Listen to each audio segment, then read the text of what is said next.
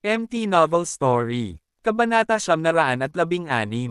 Supreme Cultivation Secret Author, Mu Fenglai. Sa gitna ng square ng Madwave Sect, dalawang tao ang nakatayong magkaharap. Si Lu Chen at Chen Lang iyon.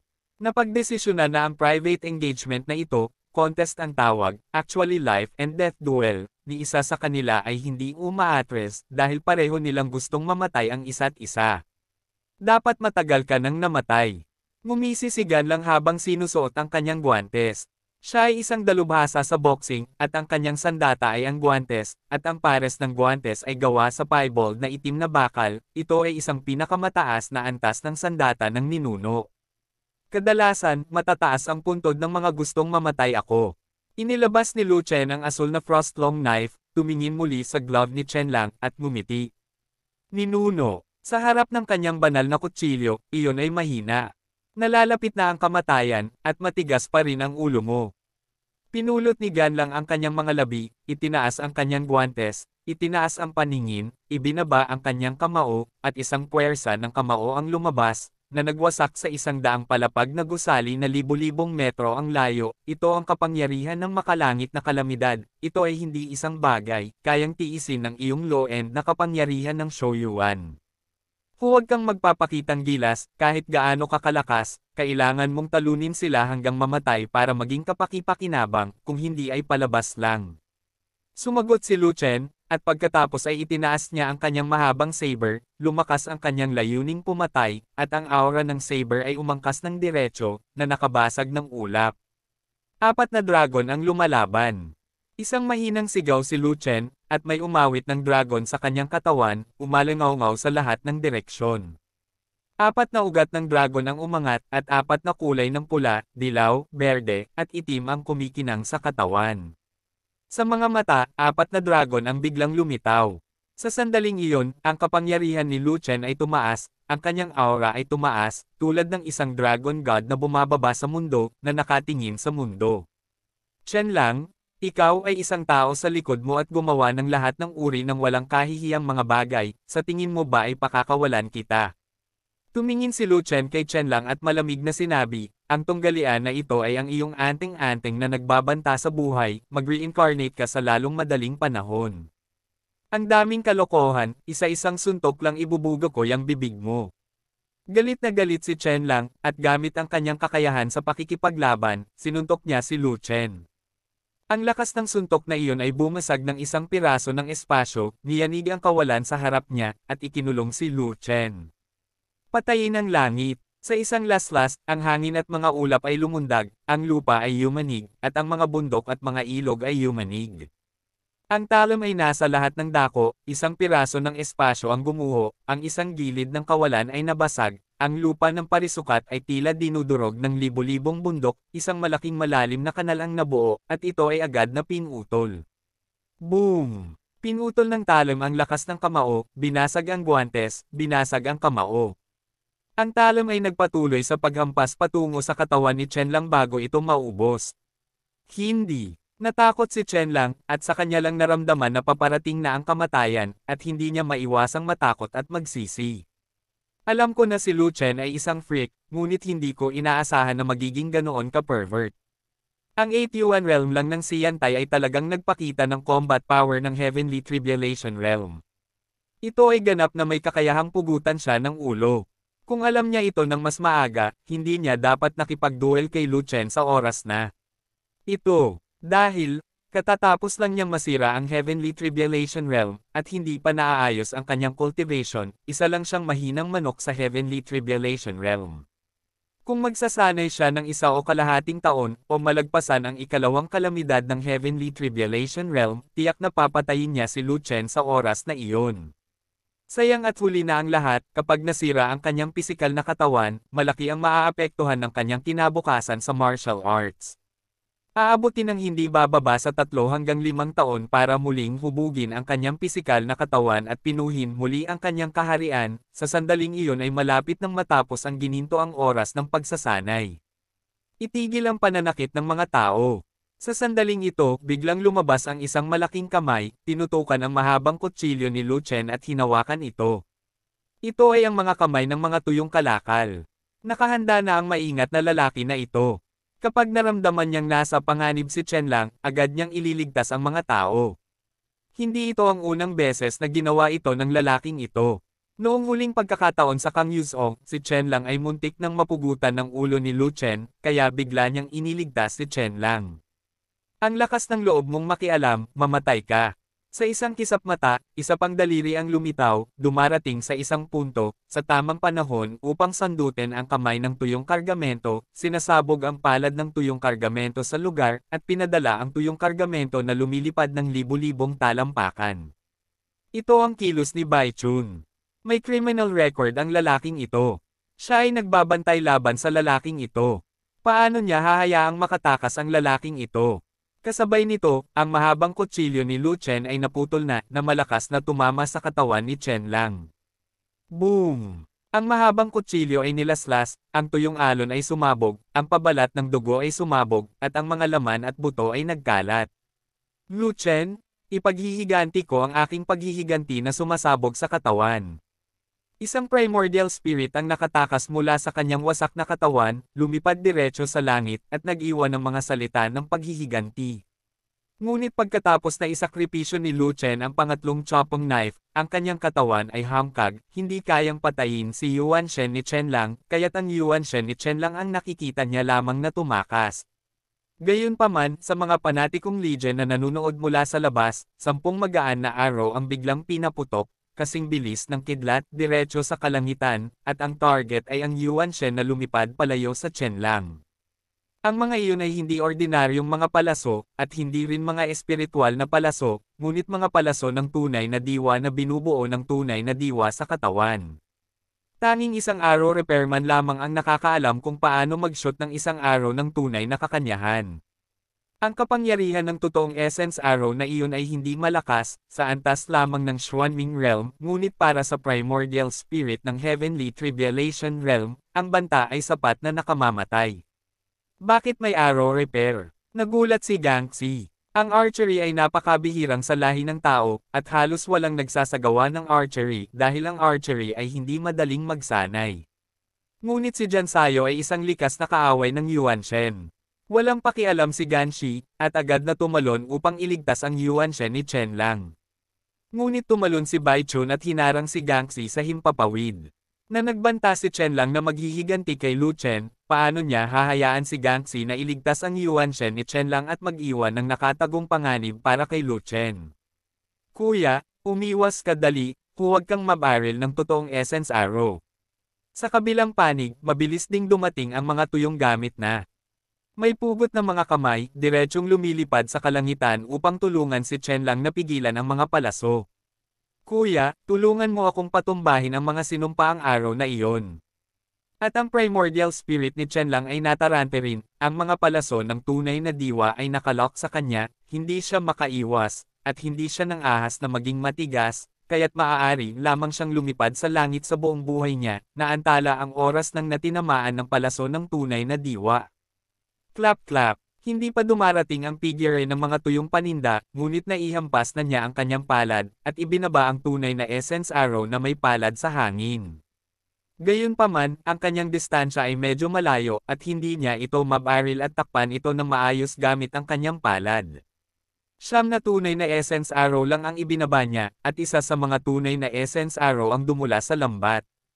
Ang tunay na essence arrow ay nakalock sa Chen Lang, tulad ng isang arrow ng kamatayan, diretsyong bumaril sa primordial spirit ni Chen Lang. Hindi, ayaw kong mamatay. Ang primordial spirit ni Chen Lang ay nagpakawala ng desperado na dagandong, pinapanood ang totoong essence arrow na papalapit, na nagpapakita ng isang nakakatakot na hitsura. Bigla na lang, mataas sa langit, umikot ang hangin at mga ulap, at isang nakakatakot na puwersa ang bumaba mula sa langit. Sa isang iglap, ang hangin sa buong kalawakan ay bahagyang nag-condense, at ang tunay na essence arrow ay nakatagpo ng isang uri ng pagtutol, at ang bilis ng arrow ay bumagal ng walang kabuluhan nang ito ay wala pang isang talampakan ang layo mula sa Chen Lang Yuan Shen. Hindi dapat makialam si Arrow Shu sa mga away ng ibang tao. Kaagad pagkatapos, isa pang sinag ng liwanag ang bumaba mula sa langit na direktang tumama sa tunay na essence arrow. May gustong iligtas ang primordial spirit ni Chen Lang. Matanda, hindi ka dapat nakikialam sa away ng iba. Sa sandaling ito, isa pang malamig na sigaw ang nagmula sa itaas ng kalangitan. Isang liwanag ng espada ang kumislap, nabasag ang hindi mabilang na ulap, at pinapatay ang sinag ng liwanag na iyon. Kabanata 917. Supreme Cultivation Secret Author, Moving Lai. Ang sinag ng liwanag ay naputol, at ang nakakatakot na kapangyarihan na bumaba mula sa langit ay nawala din. Ang hangin ay hindi na namumuo, ang True Essence Arrow ay walang resistensya, ang bilis ng arrow ay tumataas, at ito ay tumama sa Chenlang's Yuan Shen. Sa isang hiyawan, nabasag ang Primordial Spirit. Isang malakas na tao sa Heavenly Tribulation Realm ang napahamak. Damjan sayo, maglakas loob na patayin ang Tian Dao Chanzhou ng Kangyu Sekko, mamatay ka na. Sa itaas ng langit, may isang galit na tunog, tulad ng kulog na gumugulong sa langit, na yumanig sa apat na direksyon. Pagkatapos, isang higanteng kamay ang bumaba mula sa langit, hinawakan ang panatikong hukbo, at ikinulong ang 10 katulong. Matanda, nahihiya ka bang i-bully ang maliit sa malaki? Sa kabilang panig ng langit, may isa pang tawanan, at kasama nito, may liwanag ding espada. Boom! Nilaslas ni Jian Guang ang higanteng kamay, nabasag ang kapangyarihan ng nakalaslas na higanteng kamay, at isang malalim na uka ng dugo ang naputol mula sa higanteng kamay. Natroma ang dambuhalang kamay at kinailangang umiwas, at pagkatapos ay may galit na dagandong. Zuan Chen Sword. Overbearing old ghost, don't you ignore the affairs of the sect. What are you doing popping out again? Panipi. Sa itaas ng mga ulap, lumitaw ang isang matandang lalaki na nakasuot ng balabal na asul. Malungkot ang mukha ng matanda, at pinandilatan niya ang kabilang panig ng ulap kung saan may malabong figure sa ulap. Matandang ninuno. Nang makita ang matanda, lahat ng mga tao ng Kangyu sect ay sumigaw ng malakas. Si Ganshi ay pinigilan na ni Baichun, hindi na iligtas si Gan lang, nanlungo siya, nang bigla niyang makita ang matanda, agad siyang napuno ng lakas. Dahil, ang matandang iyon ay ang patriarch ng Kangyu sect. Gayunpaman, ang isang tao ay lumabas din sa mga ulap. Ang taong iyon ay may puting balbas at buhok, matangos ang mga mata, nakasuot ng golden armor at may hawak na Zuan Chen sword. Nandito rin ang mga ninuno ko. Ang mga tao ng Zuan Chen Daozang ay sumabog sa lugar. Tumingin si Lu Chen sa nangingibabaw na totoong tao, at ang kanyang ekspresyon ay medyo natulala. Hindi ba sinabi ni Master na hindi? Ano ang problema sa pagnanakaw dito? Bakit hindi mo siya ipaalam ng patago? Ngunit, sa kabutihang palad, si Master ay dumating ng palihim, kung hindi, ito ay magiging isang malaking problema. Alam ng Diyos, pumasok din si Patriarch Kangyu, sinubukan pang iligtas si Chenlang, at gusto pang pumatay ng 10 katulong. Kung hindi dahil sa aksyon ng Master, malamang na pinatay ni Patriarch Kangyu ang 10 katulong, at si Lu Chen na.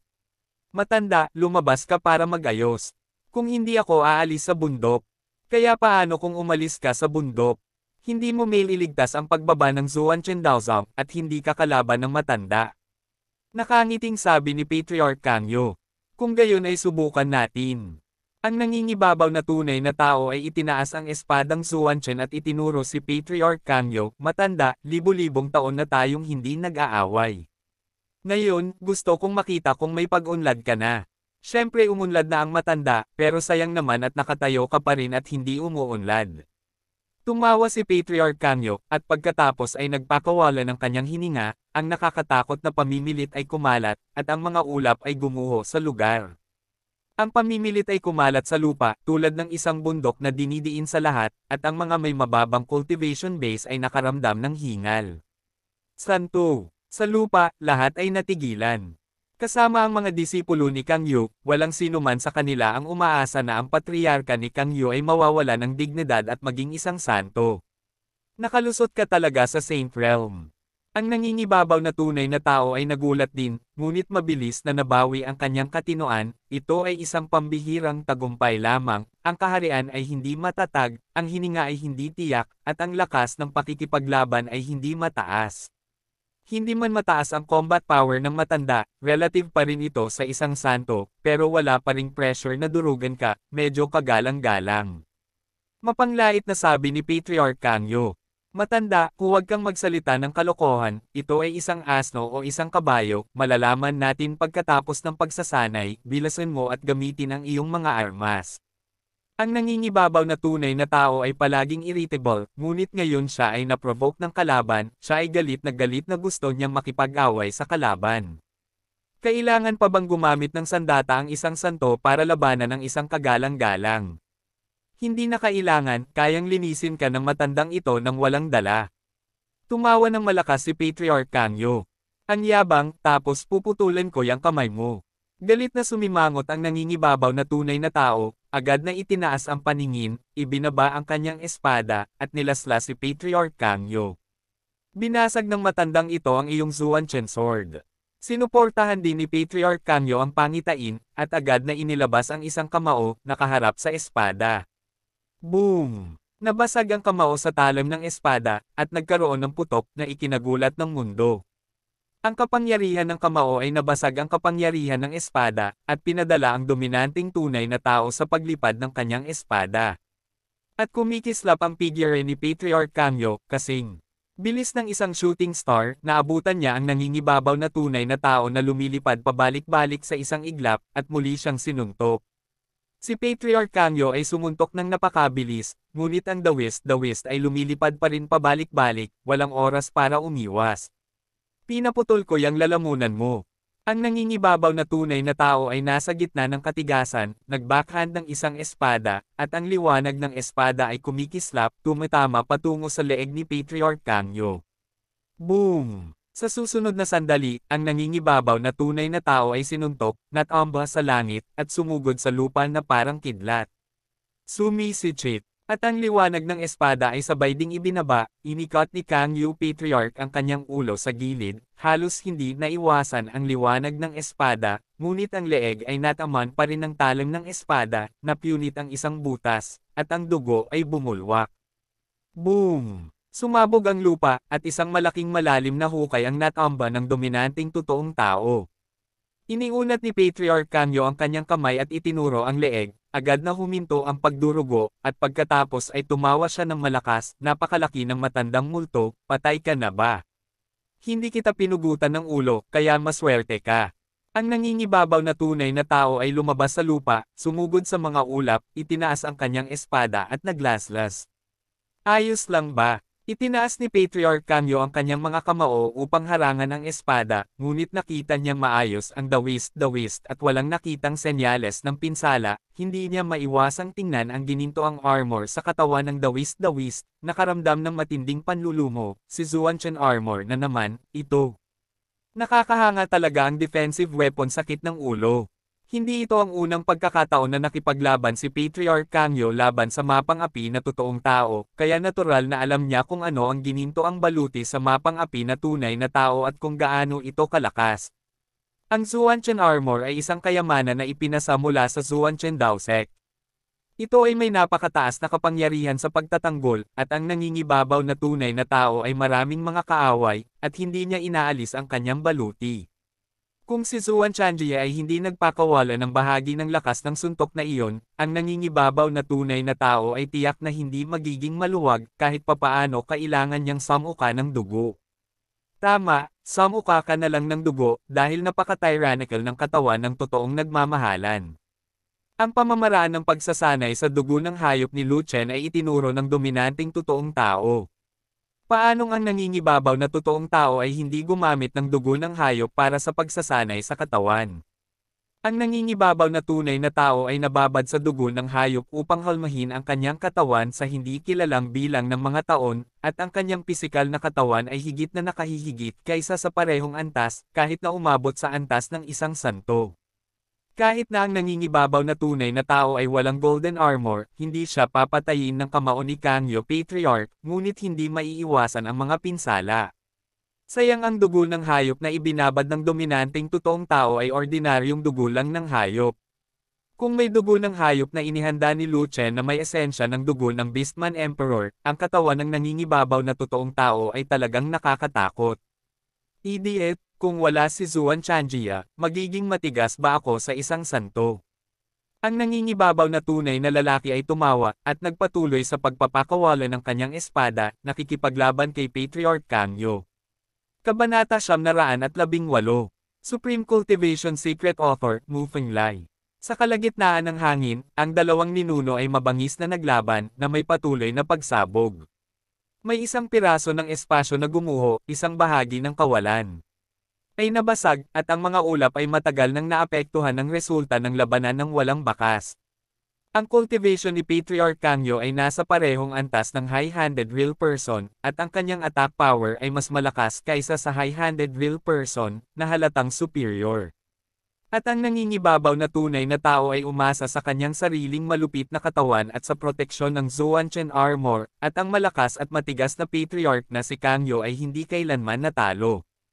Tila kaya niyang mabuhay ng 3 araw at 3 gabi nang walang problema. Hindi nagtagal, nagpaputok ang dalawa ng isang tunay na apoy, bawat isa ay umaatake ng buong lakas, at ang resulta ng labanan ay kumalat sa paligid at nagsimulang umabot sa lupa. Dumating ang malakas na resulta ng labanan, at lahat ng nasa ibaba ng Venerable ay dumanas ng iba't ibang antas ng pinsala. Ang mga disipulo ng Immortal Realm na may mas mababang cultivation base ang pinakamalubhang maaapektuhan. Sa ilalim ng resulta ng labanan na patuloy na dumating, ang mga disipulo ng parehong sekta ay nagdurusa sa sakit. Fat Dragon, suportahan ang Shield Group. Umorder kaagad si Lu Chen. Umuulan. Gumamit si Fat Dragon ng Shield Group Combat Skill sa Zishan, itinaas ang 2,000 shield, binasbasan ang isang shield para sa lahat sa Zealot Legion, at home attack ng linya ng depensa para sa lahat, pinahina ang karamihan sa epekto ng resulta ng labanan, lubhang nabawasan ang presyon sa Legion. Kasabay nito, naglabas din si Fei Long ng 2 malalaking kaldero, nakasandal upang takpan ang kalangitan, at nagdagdag ng isang patong ng malakas na depensa. Isang palayok para protektahan ang sarili, isang palayok para tulungan ang isang malutong na tagapag-ayos ng espada. Ang 2 pangunahing kaldero ni Fei Long ay nabasag ng tuyong alon, at ang itinataguyod niya ay 2 ekstrang kaldero, gayunpaman, marami siyang ekstrang kaldero. Bukod dito, ang kalidad ng ekstrang palayok ng produktong ito ay hindi mababa, mas mahusay pa kaysa sa lanswang mahabang kutsilyo ni Lu Chen. Fei Long, pwede mo rin ba kaming bigyan ng palayok? Tanong ng isang tunay na alagad. Walang problema. Agad na tumugon si Fei Long, binuksan ang space ring, naglabas ng daan-daang kalasag, at binasbasan lamang ang lahat ng tunay na disipulo at disipulo ng Heavenly Tribulation Realm. Sa grupo ng kalasag na itinaguyod ni Fei Long, ang mga disipulo ni Zuan Chen Daozang ay huminahon, hindi naapektuhan ng mga resulta ng labanan mula sa itaas. Ngunit ang panig ni Kang Yuzong ay hindi gaanong maganda, ang kanilang mga alagad ay walang anumang mga kalasag upang protektahan sila. Sila ay paulit-ulit na naper sa resulta ng labanan, mula sa mga pasa at namamagang mukha, hanggang sa pagsusuka ng dugo at mga pinsala sa loob, lahat sila ay patuloy na umiinom ng mga table tas. Nakakahiya, nakakahiya. Nakita ng mga disipulong iyon ng Kangyo na ang lahat ng mga disipulo ni Zuan Chen Daozang ay protektado ng mga kalasag, at lahat sila ay kalmado tulad ng mga aso, at naramdaman ang lahat ng uri ng hindi patas sa mundo sa mismong lugar. Walang paraan, ang mga tao ay may mga pag-aayos ng kalasag ngunit hindi nila ginagawa, kaya maaari lamang akong inggit at mapot. Pagkatapos ng isang stick ng insenso, ang 2 patriarka sa kalagitnaan ng hangin ay lumaban ng mas mataas at mas malayo, at ang resulta ng labanan na tumama sa lupa ay hum-ina at hum-ina. Sa huli, ang 2 ninuno ay nawala sa langit at napunta sa kung saan. Pagkatapos ng ilang oras na paghihintay, hindi na muling nagpakita ang 2 ninuno, kaya nagpasya si Lu Chen na huwag nang maghintay pa. Natalo ang Chen Lang, at lahat ng prepeo ay pagmamay-ari ng aking Zuan Chen Daozang. Sa sandaling sinabi ito ni Lu Chen, ang lahat sa Zuan Chen Daozang ay sumabog sa tuwa. Para kay Kang Yuzong, nagkaroon ng patay na katahimikan, at ang mga mukha ng lahat ay mapula. Lalo na si Ganshi, na ang matandang mukha ay nanginginig sa galit, ngunit wala siyang magagawa. Kung tatanggapin niya ang taya, aaminin niya ang pagkatalo, kung hindi ay hindi siya magiging isang dakilang elder. Ang spoils, kayang-kaya niyang matalo. Gayunpaman, ang pagiging madaya ng iba ay naging dahilan para hindi siya komportable. Malabo niyang naramdaman na ang naunang mungkahi ni Lu Chen ay isang malaking butas na dating nagpapanggap bilang siya. Pero wala siyang proof. Tara na. Anyway, nawala ang pagnakawan, at ayaw ni Ganshi na manatili pa rito, kaya kinawayan niya ang kanyang kamay at inakay ang mga tao na umalis. Lu Chen? Teka lang, papatayin kita maya-maya at ililibing kita sa kapatid ko. Si Chen Wu ay mukhang malungkot, nakatingin sa mga mata ni Lu Chen, puno ng hinanakit. I'll give you a chance, after I break through the realm of refining gods, you can challenge me. Sabi ni Lu Chen. Ito'y isang kasunduan. Matapos maisip ang mga tuyong paninda, tumalikod siya at umalis. Xiaozhou, paano mo magagawa itong appointment sa kanya?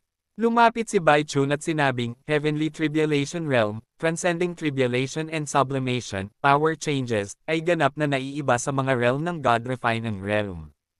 Bagamat malakas ang iyong kapangyarihan sa pakikipaglaban, kahit na nakalusot ka na sa kaharian ng pagpipino ng mga Diyos, hindi ka maaaring maging kalaban ng mga tuyong gamit. Matatalo mo si Chen Lang hindi dahil malakas ka, kundi dahil sa mga problema ni Chen Lang. Ang Chen Lang ay nakalusot lamang sa Heavenly Tribulation Realm hindi pa matagal na ang nakalipas, ang kaharian ay hindi pa ganap na pinagsama-sama, ang kapangyarihan ng Heavenly Tribulation ay hindi pa ganap na natapos, ang kapangyarihan ng labanan ay hindi malakas, at ang pisikal na katawan ay napakalakas, at ito ang dahilan kung bakit mo ito pinutol. Ang mga dry goods ay hindi mahina sa Heavenly Tribulation Realm, siya ang pangatlong kalamidad sa Heavenly Tribulation Realm, at siya rin ay isang kilalang martial arts talent. Bagaman si Chen Wu ay hindi ang 5 Tribulation Realm of Heavenly Tribulation Realm, ang kanyang combat power ay napakalakas, at kaya niyang lumaban sa mas matataas na antas. Siya ay may record ng pagkatalo sa pinakamalakas sa 5 Tribulation Realms ng maraming beses. Sa katunayan, siya ay ang pinakamalakas na disipulo ng Heavenly Tribulation Realm ng Kangyo Sect. Hindi may kikaila na si Xiaozhou ay isang first-class na talento sa martial arts. Sa mga tuntunin ng talento, maaari niyang madaig ang mga tuyong kalakal. Kung si Xiaozhou ay makalusot sa Heavenly Tribulation Realm, kahit na ito ang pinakamababang sakuna, tiyak na matatalo niya ang tuyo, mga kalakal. Pero Xiaozhou, pakitandaan, bago ang Heavenly Tribulation Realm, hindi ka dapat makipaglaban sa mga tuyong gamit. Natakot si Bai Chunsheng na maging mayabang si Lu Chen at hindi niya alam kung gaano kalakas ang Heavenly Tribulation Realm, kaya time niyang hinikayat siya. Huwag kang mag-alala, Great Elder, hindi ko kikitil ang sarili kong buhay para sa kasiyahan, alam ko kung lalaban ako sa tuyong gamit o hindi. Sabi ni Lu Chen. Sa katunayan, naramdaman na ni Lu Chen ang lakas ng Heavenly Tribulation Realm noong pinuputol niya ang Chen Lang. Tulad ng sinabi ni Bai Chun, si Chen Lang ay masyadong mahina, tiyak na ang pinakamahina sa Heavenly Tribulation Realm.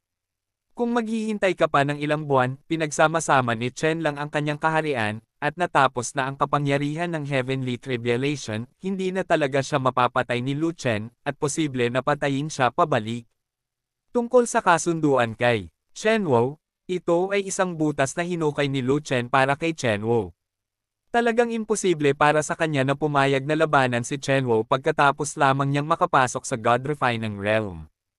Pinag-uusapan niya ang tungkol sa pagpasok sa God Refining Realm, ngunit hindi niya sinabi kung anong antas ang tatamaan sa God Refining Realm. Kapag naabot niya ang 5 anyo ng mga Diyos na nagpapadalisay, ang huling yugto ng pagdadalisay sa mga Diyos, ito ay magiging halos pareho. Hintayin na lang ang tuyong paninda. Inutusan ni Bai Chun ang mga tao na itabi ang lahat ng samsam sa digmaan, at aakayin na sana ang mga tao pabalik sa sekta. Ngunit sinabi ni Lu Chen na mayroon siyang gagawin at hiniling sa lahat na bumalik muna, habang siya ay nanatili sa likuran. Walang ibang dahilan para manatili si Lu Chen, ito ay dahil mayroong ilang mga ugat ng espiritual na enerhiya sa lugar na ito ng Madwave Sect. Kung hindi niya hinukay ang lahat ng aura veins ng Madwave Sect, paano siya papayag na umalis? Mayroong isang traidor na may ugat na espiritual na enerhiya ng pulso, at mas madali para sa kanya na mahanap ang ugat ng espiritual na enerhiya kaysa sa isang nawawalang aso. Gayunpaman, ang mga ugat ng espiritual na enerhiya sa ilalim ng Madwave Sect ay napakalat, at kinailangan ni Lu Chen ng isang buong araw upang mahukay ang lahat ng mga ugat ng espiritual na enerhiya. Isang kabuuang higit sa 200 mga ugat ng espiritual na enerhiya ang hinukay, 20 malalaking ugat, 40 o 50 katamtamang laki, at ang iba ay maliliit na ugat ng espiritual na enerhiya. Ang ani ay medyo mabunga. Itapon ang lahat ng mga ugat ng espiritual na enerhiya sa Chaos Orb, at ang ugat ng ugat ay magsasama sa kanilang lahat, at pagkatapos ay i-compress sa isang high-density na spiritual energy vein. Umalis si Luchen sa lupa, at nang siya ay aalis na, bigla niyang naramdaman na ang kapaligiran sa paligid niya ay hindi tama. Nakapatay. Kabanata 919. Pangalan, Supreme Cultivation Secret Author, Mu Fenglai. Ang mamamatay tao na aura ay napakahina, kung hindi dahil sa malakas na kakayahan ng pangunawa ni Luchen, hindi niya ito mararamdaman. Sa paghusga mula sa mahinang mamamatay tao na aura, sinusubukan ng bisita na pigilan ang kanyang nakamamatay na aura, ngunit hindi niya ito ganap na masugpo, kaya't naglabas siya ng kaunting aura na nakamamatay. Sino ang may ganyang galit? Ang lugar na ito ay ang exterminated Madwave Sect, posible bang bumalik ang ninuno ng Madwave Sect? Ngunit sinasabing walang mga ninuno sa Madwave Sect, at ang ilan sa kanila ay umakyat sa langit at bumalik sa trono matagal na ang nakalipas, kaya hindi malamang na ang Madwave Sect ay mababawasan sa isang third-rate na sekta. Si Luchen ay walang oras na mag-isip tungkol dito, at agad na nilamon ang isang nakatagong breath pill, pagkatapos ay sumilip sa ilalim ng lupa ng isang malaking puno, at pagkatapos ay iniunat ang isa't kalahating bahagi ng kanyang ulo, sumilip sa sitwasyon sa itaas sa damuhan, sa ilalim ng puno. Hindi nagtagal ay may lumipad, ngunit isang malaking grupo ng mga tao. Ang mga kaharian ng mga taong iyon ay napakataas, ang pinakamababa ay ang Heavenly Tribulation Realm, at ang pinakamataas ay ang Venerable. Mula sa pananamit ng mga taong iyon, masasabi ni Luchen kung saang sekta sila nagmula. Sekta ng Black Rock. Ang pinuno ay isang nasa katanghaliang gulang na lalaki. Nakilala ni Luchen kung sino ang taong iyon sa isang sulyap, ang Sect Master ng Black Rock Sect. Kaagad naunawaan ni Luchen kung bakit dumating ang Black Rock Sect. Ito ay para iligtas ang Madwave Sect. Late na tayo. Ang pinuno ng Black Rock Sect ay sumulyap sa mga bangkay kung saan-saan, at hindi maiwasang mapabuntong hininga. Sect Master, ano ang dapat nating gawin ngayon? May nagtanong. Ipaalam sa Poison Sect at iba pang mga kaalyado na ang Madwave Sect ay nawasak, kaya hindi na nila kailangang pumunta dito. Sabi ng pinuno ng Black Rock Sect. Kaagad, ilang malalakas na lalaki ang naglabas ng kanilang kamalayan upang ipaalam sa lahat ng mga kaalyado. Napuot talaga ang mga tinatawag na malalaking sekta. Ito ba ay pumatay ng manok at gumagalang sa unggoy? May nagtanong. Hindi.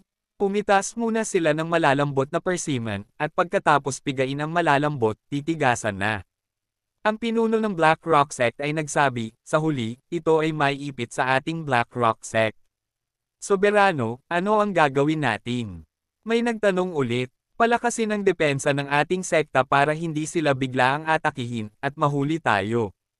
Ayaw nating mapunta sa Madwave Sect. Sinabi ng pinuno ng Heian Sect, pupunta ako sa Poison Sect para talakayin sa Sect Master kung paano haharapin ang pagsupil sa atin ng tatlong sektang ito. Kung magkakasamang kumilos ang tatlong malalaking sekta, hindi mapoprotektahan ng Poison Sect ang sarili nito. Makokontrol ba nila tayo? May nagtanong ulit, lahat tayo ay mga tipaklong sa isang linya. Hindi mahalaga kung sino man ang mahulog, at ang Poison Sect ay walang pakialam. Ang pinuno ng Black Rock Sect ay nagsabi, gayon din, magpadala ng isang tao upang pumunta sa kuweba ng demonyo. Inaasahan din ng angkan ng demonyo na ako, ang Black Rock Sect, ay makakatulong sa kanila na gumawa ng higit pang mga bagay, kaya dapat silang magbigay ng mas maraming benepisyo. Sumunod ka, may sumagot, halika dito, pumunta sa bodega ng Madwave Sect. Muling sinabi ng pinuno ng Black Rock Sect na wala na ang Madwave Sect, at wala nang silbi ang pag-iingat ng lahat ng mga mapagkukunan. Maaari pa rin nating kunin ang mga ito. Gayunpaman, hindi nagtagal, may nagmamadaling bumalik upang magulat, soberano, walang anuman sa bodega, walang laman ang lahat. Damn it, ang mga malalaking sekta na ito ay talagang gaaman. Kahit na ang mapagkukunang ito ay gusto nilang kunin. Mas matakot sila kaysa sa mga gutom na lobo. Galit na sinabi ng pinuno ng Black Rock Sect, linisin ng lahat ang larangan ng digmaan, at alisin ang lahat ng singsing sa kalawakan. Pagkatapos, ang mga miyembrong ito ng Black Rock Sect ay nagsimulang linisin ng seryoso ang larangan ng digmaan, naghahanap ng mga space ring, ngunit wala silang mahanap kahit isang space ring. Dahil, lahat ng space ring sa mga bangkay ay kinumpiska ni Zuan Chen Daozang. Isang disipulo ng Black Rock Sect ang nagwala sa ilalim ng malaking puno. Natakot si Lu Chen na matuklasan, kaya mabilis siyang umatras mula sa damuhan patungo sa lupa.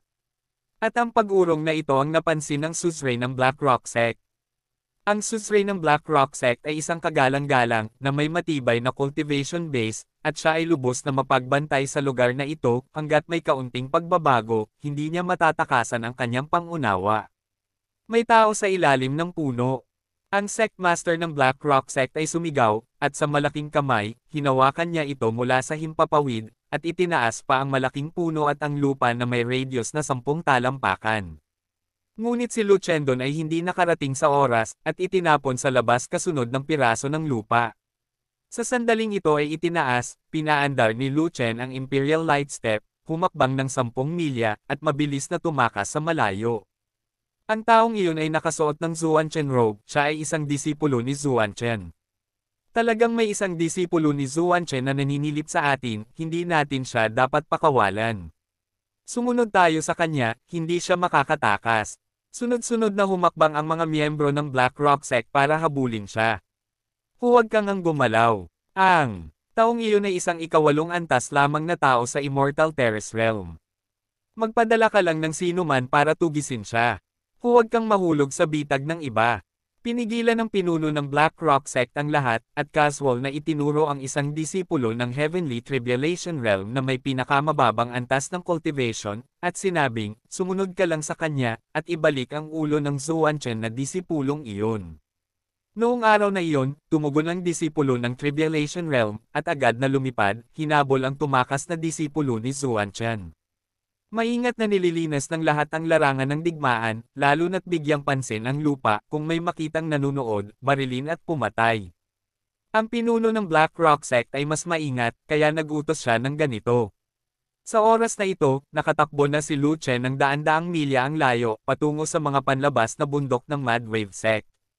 Biruin mo, ang mga taong iyon ang pangunahing puwersa ng Black Rock Sect, maging ang suzerain ng Black Rock Sect ay dumating na, at hindi pa rin siya nakakatakas, naghihintay na mamatay. Ang pangunahing puwersa ng isang sekta ay nasa itaas ng Heavenly Tribulation Realm, hindi ang Parallel Goods Heavenly Tribulation Realm tulad ng Chen Lang, hindi niya kayang talunin ang alinman sa mga ito. Hindi naman siya tanga, kaya syempre nilagyan niya ng langis ang talampakan niya, naigal iligtas muna ng buhay niya. Nang marating niya ang kaharian ng 8 Yuan sa Sendai, mas mabilis pa ang takbo ng Yuguangbo, kung hindi dahil dito, matagal na siyang naabutan ng mga humahabol. Gayunpaman, ang cultivation base ng humahabol na sundalo ay masyadong mataas, at ang kanyang bilis ay napakabilis din. Bagamat bigo siyang maabutin ay nakabitin siya sa likod, at hindi niya maalis kahit anong pilit niya na naging sanhi ng matinding sakit ng ulo niya. Pagkatapos ng lahat, ang humahabol na sundalo ay isang malakas na tao sa Heavenly Tribulation Realm, kaya hindi siya nang ahas na tumakas ng basta-basta. Ang bilis ng pagtakas sa lupa ay napakabagal. Kapag naabutan na ng mga humahabol, magiging mahirap na direktang patumbahin siya sa lupa. Sa makatuwid, maaari lamang siyang tumakbo sa hangin, magpatuloy sa paglalakad ng 10 milya, at mag-aksaya ng oras sa mga humahabol. Mahirap para sa kanya, at mas mahirap para sa mga humahabol. At ang malakas na lalaking iyon sa Heavenly Tribulation Realm ng Black Rock Sect ay matagal ng mukhang nalulumbay at gustong mamatay. Lumaki na ba si Disipolo Zuan Chen? Bakit ang bilis mo tumakbo? Ikaw ay nasa ikawalong antas lamang sa Immortal Terrace Realm, bakit ang iyong bilis ay katulad ng sa Heavenly Tribulation Realm? Magpatuloy ka lang ng ganito, kailan ka makakahabol hanggang dulo? Inutusan siya ng suzerain na bawiin ang ulo ng Zuan Chen na disipulong iyon, paano siya maglakas loob na bumalik ng walang dala. Isa na siyang malakas na tao sa Heavenly Tribulation Realm, kung hindi man lang niya kayang pumatay ng tao sa Immortal Stage Realm, magkakaroon ba siya ng mukha para bumalik? Wala siyang ibang pagpipilian kundi ang igiit ang kanyang mga ngipin at habulin si Lu Chen sa lahat ng paraan. Ang gayong dalawang tao, ang isa sa harap at ang isa sa likod, ay hindi hihigit sa 100 milya ang pagitan, mabilis na tumatakbo sa malawak na lupain. Ang pagmamadali na ito, kahit na tumatakbo ng ilang araw, tumatawid sa mga bundok at ilog, lumilipad sa mga ilog at ilog, ay matagal ng malayo sa Mad Wave Sect. Sa huli, sumugod ang dalawa sa isang malaking bundok. Ang bulubunduking ito ay umaabot sa milyon-milyong milya, mayroong hindi mabilang na matarik na mga taluktok, at mayroong hindi mabilang na matataas na antas na mabagsik na hayop na umuungal. Naramdaman ni Lucien na ang pagtakbo ng ganito ay hindi isang opsyon, kaya bumaba na lang siya sa mga bundok at naglaro ng taguan sa mga humahabol. Kabanata 920. Supreme Cultivation Secret Author, Moving Lai. Boom! Boom! Boom! Isang serye ng mga palad ang ipinutok at dumapo malapit sa Lucien, nagsabog ng malalalim na hukay, at ang mga halaman ay abo. Ito ang puwersa ng palad na binaril ng humahabol na sundalo ng Black Rock Sect. Matapos makapasok si Lucien sa malalalim na kabundukan at ligaw na kagubatan, na may kaunting paghinga lamang, ang humahabol ay humabol hanggang sa langit at sinampal si Lucien hanggang sa mamatay. At hindi regular na tumakbo si Lucien sa mga bundok at kagubatan. Sa takip ng masukal na kagubatan, mahirap para sa mga humahabol na ikulong siya at matamaan. Sa katunayan, kahit natamaan si Lucien, hindi ito magiging malaking bagay. Ang lakas ng palad na tumama mula sa himpapawid ay kumonsumo ng maraming enerhiya sa hangin, at ang lakas ng welga ay humina, kaya ang banta kay Lucien ay limitado. Ang pinakamahalagang bagay ay ang kaharian ng paghabol sa mga sundalo ay isang sakuna lamang. Ang pisikal na katawan ni Lucien ay sapat na malakas, kahit na wala siyang palad, siya ay maglakas loob na saktan ang humahabol ng mga sundalo, ngunit hindi pa rin siya maaaring mamatay. Gayunpaman, ayaw ni Lucien na maging matigas sa humahabol ng mga sundalo. Bagaman ang kaharian ng humahabol ng mga sundalo ay kapareho ng sa Qianlang, ang kanilang lakas ay ganap na naiiba. Ang lalaking iyon na si Qianlang ay katatapos lang pumasok sa Heavenly Tribulation Realm, at ang kanyang combat power ang pinakamahina sa Heavenly Tribulation Realm. At ang aura ng humahabol na sundalo ay malakas, mapilit at nakakatakot, ito ang rurok ng Heavenly Tribulation Realm. Ang kakayahan ni Lucien na putulin ang Qianlang ay ang limitasyon ng kanyang kapangyarihan sa pakikipaglaban, at tiyak na hindi niya magagawang putulin ang humahabol na ito. Kung tutusin, ang pangatlong espada ni Zantian ay ang pagbutas ng kanyang katawan, isang beses lang siya makakahiwa, kung hindi siya magtagumpay, siya ay magiging mabait. Dahil hindi niya siya mapatay, imposibleng maging matigas si Lucien sa mga humahabol. Nais lamang ni Lucien na makahanap ng pagkakataon upang iwaksi ang mga humahabol sa malalalim na kabundukan at ligaw na kagubatan. Dagendong! Dagendong! Dagendong! Ang tunog ng pagsabog ay yumanig sa malalalim na kabundukan at ligaw na mga tagaytay, at hindi mabilang na mabangis na mga hayop ang nagpakawala ng napakapangit na dagendong, ang kanilang mga espiritu ng hayop ay umaakyat sa langit. Sa kanila, maraming dagendong ng matataas na antas na mabagsik na hayop. Ang Heavenly Tribulation Realm expert ng Black Rock Sect ay nag-alinlangan saglit, sa takot na mapukon niya ang mga lumilipad na mabangis na hayop, wala siyang pagpipilian kundi ang huminto sa paghampas at dumaong sa kagubatan upang habulin si Lucien. Ang paghabol sa malalalim na kabundukan at ligaw na tagaytay ay nakagambala sa hindi mabilang na mabangis na hayop, at nakapasok din sa teritoryo ng ilang matataas na antas na mabangis na hayop. Sa harap ng malakas, ang mga ganid na hayop na may bahagyang mas mababang ranggo ay hindi nang ahas na umatake. Ngunit ang mga ganid na hayop sa tuktok ng ikawalong antas ay hindi natatakot sa malalakas, nang ahas silang umatake. Ang ikawalong antas na Peak Savage Beast ay katumbas ng 4 na anyo ng pagdadalisay sa mga Diyos, at ang ilang makapangyarihang mabangis na hayop ay napakalakas, katumbas ng 5 anyo ng pagdadalisay sa mga Diyos, o mas mataas pa. Sa daan, ang malakas na tao ng sakuna na iyon ay inatake ng maraming peak na ikawalong antas na mabangis na hayop, at nagdusa ng hindi masabi. Bakit ako inaatake ng lahat ng mababangas na hayop dito, bakit hindi salakayin ang Zuanchen na disipulong iyon? Hindi kaya ang mga ganid na hayop na ito ay pinalaki ng Zuanchen na disipulong iyon? Habang nakikipaglaban sa lahat ng uri ng mabagsik na hayop, ang malakas na tao sa sakuna na iyon ay nag-alinlangan sa buhay sa iba't ibang paraan. Ang Zuanchen na disipulong iyon ay tumatakbo sa harapan, ngunit walang tunog ng pakikipaglaban sa harapan, kahit na ang dagendong ng mga hayop, na nangangahulugan na ang mga hayop ay hindi nag-abala sa Zuanchen na disipulo, lahat sila ay lumapit sa kanya. Ang Zuanchen na disipulong iyon ay natural na si Lu Chen. Hindi naman sa ayaw maging ibon ng mga mabangis na hayop, ngunit hindi sila nangangahas na maging isang ibon. Hinailan ni Lu Chen si Xiaoyu palabas, at sinakihan si Xiaoyu sa buong burol, na lumayo sa lahat ng mabangis na hayop.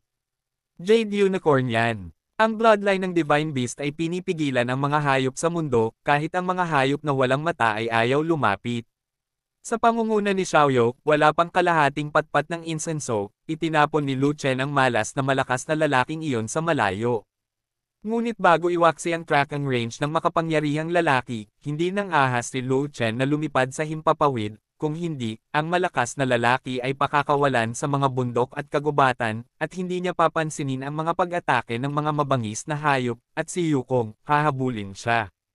Pagkatapos ng lahat, si Xiaoyu ay hindi pa marunong lumipad, kapag nakatagpo siya ng mga lumilipad na mabangis na hayop, ito ay magiging mahirap. Binuhat ni Xiaoyu si Lu Chen at tumakbo sa maraming taluktok at sa hindi mabilang na siksik na kagubatan. Matapos tumakbo sa hindi kilalang tagal ng panahon, hindi niya na malayang nakapasok siya sa gitnang hinterland ng bulubunduking ito, isang malaking palanggana sa kagubatan. Ang palanggana na iyon ay matatagpuan sa mga bundok at kagubatan, na may radius na libu-libong milya, ito ay puno ng nasusunog na lupa, at walang damong tumutubo. Boom boom boom! Bumaba mula sa langit ang malalaking kulog at nahulog sa palanggana, na bumubuo ng dagat ng mga bagyo, na nakakatakot. Fuck me? Ano ang lugar na ito? Thunder Basin. Tumingin si Lu Chen sa kulog sa basin at laking gulat niya, masyadong malakas ang kulog dito. Kung ikukumpara sa maliliit na kulog na iyon ng mga rookies, wala sila kumpara sa malalaking. Dagendong. Biglang nagpakawala si Xiaoyu ng isang unicorn na dagendong, at ang malalakas na sound wave ay sumabog. May something ba sa basin? Alam ni Lu Chen na hindi basta-basta papakawala ni Xiaoyu ang unicorn. Nang mailabas ito, ibig sabihin ay may mga nilalang sa unahan, ngunit sa palanggana, maliban sa kulog, walang makikita. Dagendong. Ang isinagot ni Xiaoyu kay Lu Chen ay muling umungal ang kilin. I see. Huwag ka nang sumigaw, may something sa loob. Hinawakan ni Lu Chen ang unicorn armor sa katawan ni Xiaoyu para aliwin si Xiaoyu. Boo! Iniunat ni Xiaoyu ang kanyang mga kuko at itinuro ang palanggana. Ha! Naintindihan ni Lu Chen ang ibig sabihin ni Xiaoyu, kaya medyo natakot siya sa lugar na iyon, masyadong malakas ang kulog sa loob, at medyo mahina pa rin ang cultivation ko, kaya hindi ko ito kakayanin. Ha! Lumingon si Xiaoyu at tumingin kay Lu Chen ng may paghamak. Hoy! Hindi naman sa wala akong lakas ng loob na pumunta, pero sa tingin ko ay hindi na kailangan pang mamatay. Galit na paliwanag ni Lu Chen Mei, tingnan mo ang mga kulog na iyon, isang talampakan ang lapad nito, 10 talampakan ang lapad, at kahit daan-daang talampakan ang lapad. Ito ay katulad ng mga kulog sa langit na kaharian ng kapigatian. Kahit na ang malakas na tao sa Heavenly Tribulation Realm sa likod ay kailangang pumasok ng may kaba. Kung siya ay tamaan ng isang 10 talampakan o 100 talampakan na kulog, siya ay garantisadong aakyat sa langit at babalik sa kanyang trono. Ako naman, hayaan mo ang 100 talampakang kulog, kahit na tamaan ako ng 1 talampakang kulog, sarap pa rin ang aking pakiramdam. Gayunpaman, walang pakialam si Xiaoyu sa paliwanag ni Lu Chen, at itinutok ang kanyang mga kuko sa palanggana, hinihimok si Lu Chen na pumasok. Pinipilit mo akong pumasok, ano ang meron doon? Tumingin si Lu Chen sa palanggana kung saan patuloy na bumabagsak ang kulog, at hindi napigil ang sumimangot. Kung may mga bihirang henyo at kayamanan sa lupa, maaari kong isaalang-alang ang mamatay at nagmamadaling agawin ang kayamanan. Ngunit may mga kulog lamang doon, at ako wala akong nakikitang kayamanan. Wala akong mahanap na dahilan para mamatay. Woo! Wala pa ring pakialam si Xiaoyu, at patuloy na hinihimok si Lu Chen na pumasok. Hindi ako sasama, gusto kitang puntahan, kung may kayamanan, maaari mong ibalik sa akin. Panipi, sabi ni Lu Chen. Woo! Nang marinig ito, namatay si Xiaoyu, halatang hindi ito nang ahas na pumasok. You dare not go? And you still ask me to go. Ngayon, Si Lu Chen naman ang hamakin si Xiaoyu, at sinabing, galit, kalimutan muna, napakaraming kulog sa loob, at kung papasok ka doon, makipot ka sa pagtakas, kahit na may kayamanan ka na kasing laki ng langit, hindi ka rapat-dapat na makipagsapalaran. At sa sandaling ito, isang kakaibang maliit na kulog ang kumikislap sa palanggana na puno ng kulog. Ano ito? Pinaikit ni Lu Chen ang kanyang mga mata, saglit na tinitigan ang tumatakbong thunder, pagkatapos ay biglang nagmulat ng kanyang mga mata, hindi iyan thunder, buhay na nilalang iyon. Beep beep, mabilis na tumango si Xiaoyu, sang-ayon sa sinabi ni Lu Chen.